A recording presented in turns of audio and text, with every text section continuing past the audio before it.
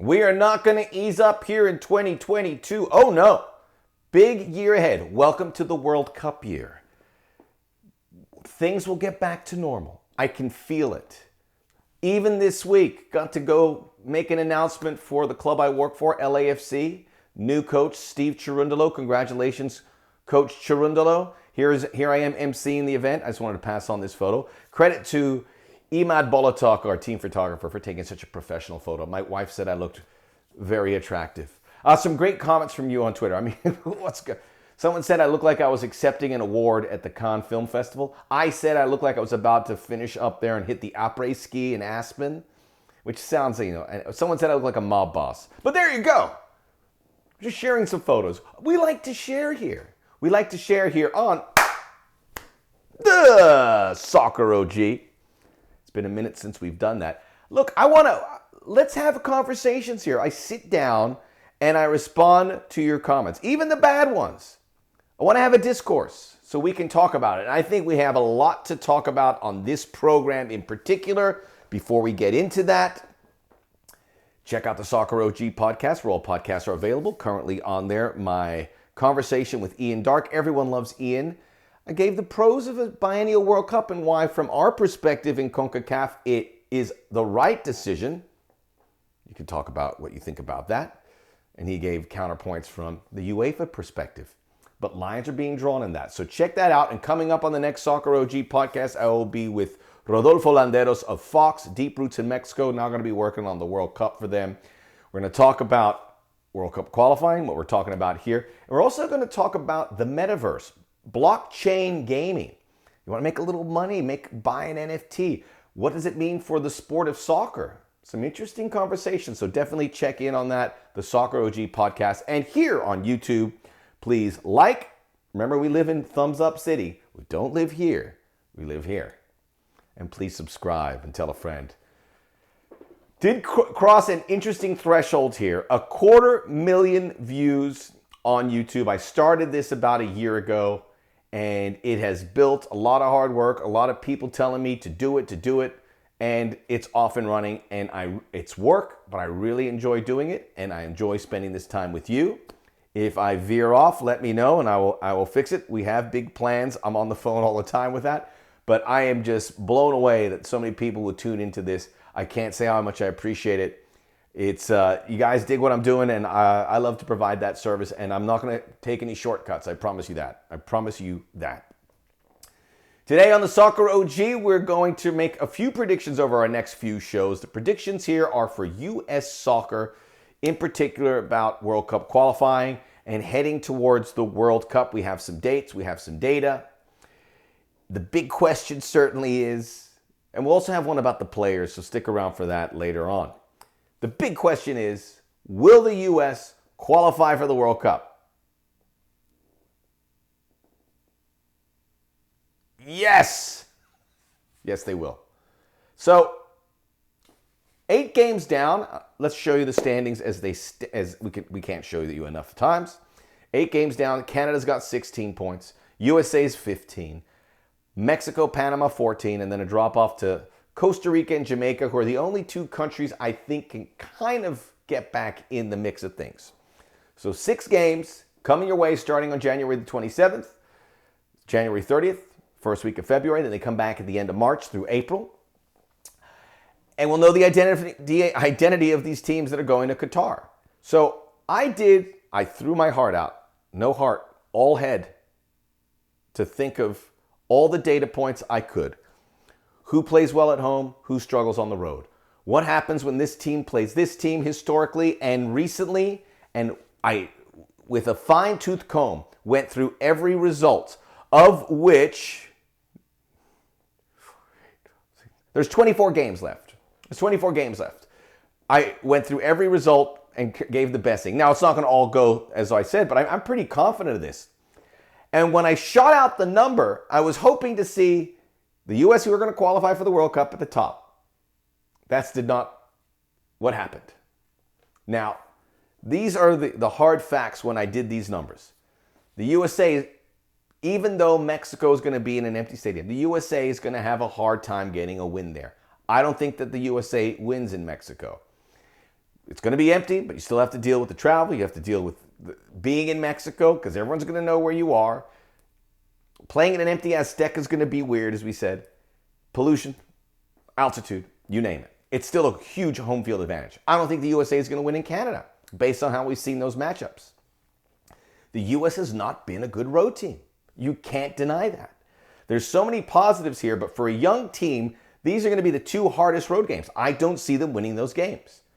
You want to get premium points out of the other 4 games, and I think they do pretty well with those other games. Canada's in the ascension. Mexico does very well against opponents like Panama and El Salvador, and that's their schedule eases up. In fact, Mexico, after games at Canada and the United States, they have a game at Jamaica. They'll do well there. They tend to do that. And then after that, 5 games for Mexico, 4 of them are going to be at home. 2 behind closed doors, 2 not. So, Mexico, as much as we've criticized them, are in pretty good shape when you look at everything. How good of a shape? Well, take a look at how I see the final standings ending up. I can't believe this. I did it twice. I try to find a different outcome, but there it is. The final standings in CONCACAF, according to my crack staff numbers. Mexico 28, Canada 26, USA 25. That is very fine lines between the top 3. There's no doubt about it. Don't hold me to it. But that's the way the numbers fell. Panama will finish 4th comfortably and play probably New Zealand. So hopefully we get 4 CONCACAF teams in. Costa Rica and Jamaica, too far back. Although I think both of them are going to have a decent run in here, but they won't be able to make up the ground. You please, as I said, I want to have discourse here. Let me know how you think the final standings are going to look. Give me some good data and tell me why. I try to, I feel guilty with I feel guilty with this whole idea. Forget I even did it. It's just there. I'm sorry. The numbers don't lie. The good news here is the United States are going to the World Cup. And I don't see any way that they don't. Look, they're going to get those results they need to at home. El Salvador, Honduras, Panama, 9 points right there. The problem is the road games. They have a road game at Costa Rica, and I have them getting a point in Costa Rica, which they don't always do. Whew. Okay, we got through that. And we got through some of what Mexico's going to look for. Now, the second big shoe to drop with regards for the United States and everyone in CONCACAF. No, sorry, let me do that over. The big thing for the United States is, can they get into pot 1 in World Cup qualifying? They have skyrocketed up the FIFA rankings, rightfully so. Pot 1, if you can get in, the numbers show you will make the round of 16. You will. Very rarely do those pot 1 teams don't make the round of 16. The United States in 2006 almost made pot 1. And remember, that was one of their nightmare World Cups after all the enthusiasm of 2002, 2006. It all fell apart. 2010, they almost made it into pot 1 as well, missing out, and still had a nice World Cup there in South Africa. The United States are in 11th place. Mexico's in 14th. I'm going to show you, look, the FIFA rankings, I know we roll our eyes. I've done it in many in the past. But when you look at the actual standings, they kind of get it right. The teams are where they should be. Sometimes you get up there because you're playing more games or you get better opponents. It's going to be favorable to the European teams. It should be. It's 2021. The European teams are extremely active because of the Euros and the Nations League. The games are all there. So let's take a look at the standings. This is how they look. Belgium 1, Brazil 2, France 3. No issue whatsoever here. England 4, Argentina 5, Italy 6, Spain 7, Portugal 8, Denmark 9, the Netherlands 10. 8 Europeans, 2 South Americans, number 11, the United States. You look at those standings time and time again. You just want to stare at number 11, USA. They were at 12. They've moved up to 11. They are trending in the right direction. Now, the question is, can they get... By the way, looking at this FIFA rankings and how it applies to the World Cup draw is fascinating. The draw will take place in very early April. They actually won't know all the 32 teams yet, so that's gonna take a little fun out of it, right? You know, that's gonna really stink, quite frankly. But anyway, it's COVID. We're trying to get everything's games in, and some of the playoffs are not going to be quite firmed up, from what I read. I think I read that correctly. So to be in pot one, you got to finish in the top 7 of the FIFA rankings, and Qatar is the 8th team, host. This is what has to happen. Not crazy by any stretch for the United States to get into pot one. First, out of their control, mentioned Portugal and we mentioned Italy are ahead of them. Both of them still have to win 2 games each to make the World Cup. Far from slam dunk, right? If one of them makes it, I don't think the U.S. will have enough to get there. They don't have enough time. But if both slip out, now the United States essentially moves up to 9th because they don't have to worry about 2 teams. They're not going to the World Cup because they're not going to be drawn. The next order of business for the United States is, can they get enough momentum behind them to move up those standings? What would be required? Well, 6 games, they would have to win at least 4, probably 5, but they have to win the right game. They have to win at Mexico. If they beat the 14th ranked team, nobody's beating teams that high right now. Most of these teams are already in the position. That's a big time win for this algorithm of the FIFA rankings, right? The Canada win doesn't help them as much because Canada is 40th. So maybe that's the result. Let's say they lose to Canada. Can they win the other 5? 3 home games, win at Mexico, and then what's the one game that we're forgetting? Costa Rica. Maybe get a point. You know, gotta win at Mexico. You get enough momentum behind them, you have a shot. The 2 teams you would have to catch, I mean, this is all pie in the sky. Netherlands and Denmark. So neither one's going to be as active. Hopefully they don't get those results where the U.S. will be steaming through qualifying. The Netherlands and Denmark will have their feet up a little bit. Those are the 2 teams you can catch. Move into 7, you're in pot 1. Whew. The fact that we're having this discussion is a testament to how far we have come since CUVA 2017. Ranked 11th, at the doorstep of being a pot 1 team. Realistically, the United States are going to be in pot 2, which is great. The United States are ranked 11th in the world. You get into pot 2, you should make the round of 16. Get to the round of 16, who knows what happens. Pot 2, let's assume they'll do it. Because it's going to, I'm pretty sure, I'm like 85% sure, 90% sure the USA will be in pot 2. What you need to have a positive draw when you get there. This is what has to happen. It's going to be Qatar, 5 European teams, Brazil and Argentina. So the first group of teams are announced. Brazil, Argentina.